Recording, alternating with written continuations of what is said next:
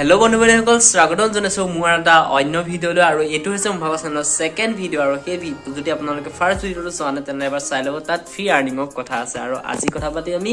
PixelLabত আপুনি কেনে ধৰণে আসামিজ ফন্ট ডাউনলোড কৰিব পাৰে মই যেটো মেথড কম সেই মেথডটো ইউজ কৰি পেলাই আপোনালোকে পিক্স আৰ্টটো যাব পিক্স কিন্তু আজি বৰ্তমানলৈ এটুকে জানি থৈ যে PixelLabত কেনে ধৰণে আসামিজ ফন্ট ডাউনলোড কৰা হয় পিছৰ পৰ্যায়ত মই ভিন্ন ধৰণৰ আসামিজ ফন্টৰ কিছুমান ভিডিঅ আনি যাম কিন্তু আজি এটো ভিডিঅ জানি লওক কিন্তু মই ইয়াৰ আগৰ এটা চেনেল আছিল যেটো চেনেলত মই ইটো ওপৰত ভিডিঅ বনাইছিলো কিন্তু তাৰ ভিডিঅটো কি হ'ল যে মানুহে বহুতে বুজি নাপায় কিন্তু আজি আপোনালোকে এনেকুৱা এটা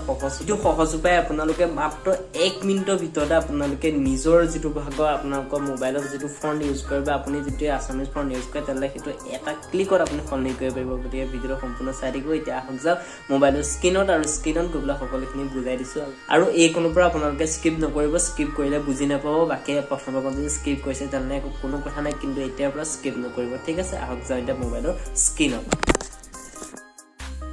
ডেসক্ৰিপচনৰ এটা লিংক আছে যেটো লিংক ক্লিক কৰাৰ লগে লগে আপুনি এনেকুৱা এখন আপোনালোকে পেজত দেখা পাব বা আপোনালোকৰ ক্ৰম ব্ৰাউজাৰ এনেকুৱা এখন পেজ খোল খাই আহিব ইয়াতে আপোনালোকে বহুত ধৰণৰ ফন্ট দেখিবলৈ পাইছে কিন্তু তলৰ ফালে যিখিনি ফন্ট আছে দেখিবলৈ ভাল কিন্তু তেওঁলোকৰ কাৰণে আপোনালোকে অলপ পইচা পে কৰিব লাগিব কিন্তু আপোনালোকক মই বিনামূলীয়া ফন্ট কম যেটো ফন্ট আপোনালোকে যিমানখিনি ফন্ট আছে সেই সিমানখিনি ফন্টৰ পৰা আপুনি মানে আপোনাৰ কাৰণে যথেষ্ট আপুনি যদি ইউটিউবাৰ বা আপুনি যদি ভিন্ন প্লেটফৰ্মত কিবা ফন্ট এক্সট্ৰাকে লগাম বুলি হৈছে এইখিনি আপোনাৰ কাৰণে যথেষ্ট গতিকে আপোনালোকে ফ্ৰী ফন্টত যাব ক্লিক কৰাৰ লগে লগে সৰি বিজ্ঞাপন দেখুৱাই আছে এইখিনি কাটি দিব আৰু এইখিনি দেখিবলৈ পাইছে ডাউনলোড আহি গৈছে আৰু ইয়াতে বহুত ধৰণৰ বহুত বেছি ফন্ট আছে আপোনাৰ 30-40ৰ ওপৰত আপোনালোকে ইয়াতে দেখিছে 11টা ফন্ট বাকি আৰু ফন্ট পাব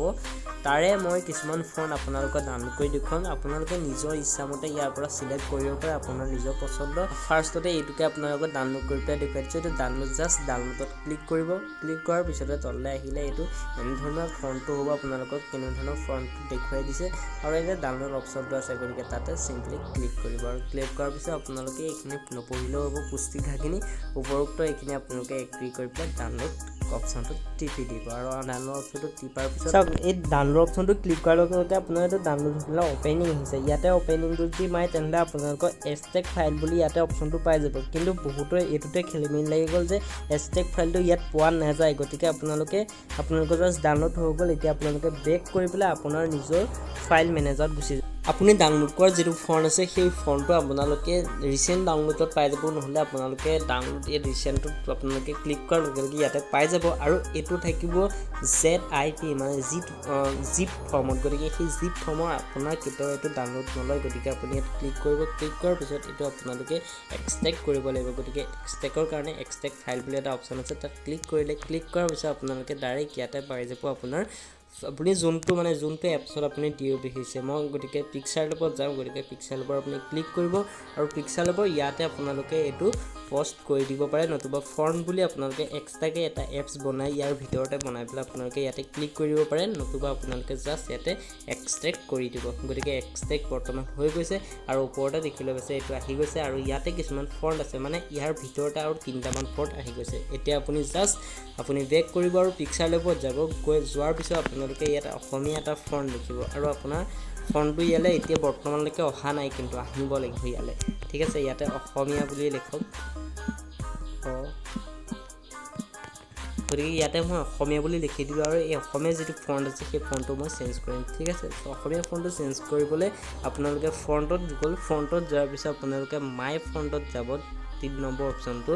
নেক্সট আপোনালোকে ইয়াত কোনো ধৰণৰ আপোনাৰ যেটো আপুনি বৰ্তমান ৰিসেন্ট ডাউনলোড কৰিছিলে হেতু ইয়াত নাহে এখিনি মই আগতে ডাউনলোড কৰি থৈ গতিকে আপোনালোকে প্লাস যেটো টি আইকনটো আছে তাত ক্লিক কৰিব ক্লিক কৰাৰ পিছত আপোনালোকে ইয়াতে আকৌ পুনৰ PixelLabটো পাই যাব গতিকে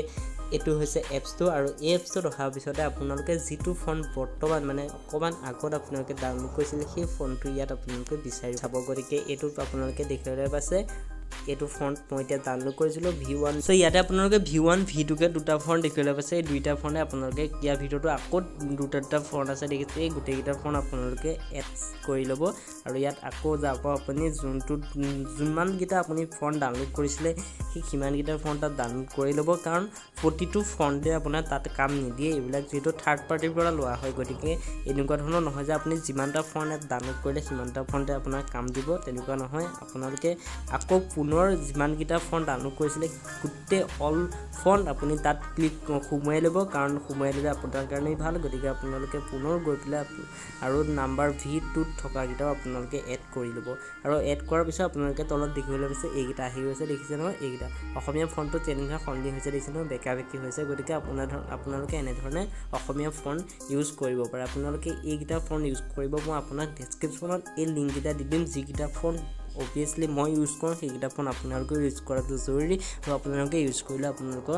যিখিনি থাম্বনেইল থাকে সেইখিনি খুবেই ভাল হ'ব গতিকে সেইখিনি মই ডেসক্ৰিপচনত এড কৰি দিম গতিকে এনেকুৱা ধৰণৰ আপোনালোকে অসমীয়া ফোন দেখিলে পাব আৰু সেই ফোনখিনি আপোনালোকে ভিন্ন কালাৰিং কৰিব পাৰিব ইয়াৰ ওপৰত এক্সট্ৰা কিবা ভিডিও লাগে যে ক'ব সেই ভিডিওটো মই এক্সট্ৰাকৈ বনাম কিন্তু এনে ধৰণে আপোনালোকে ধুনীয়াকৈ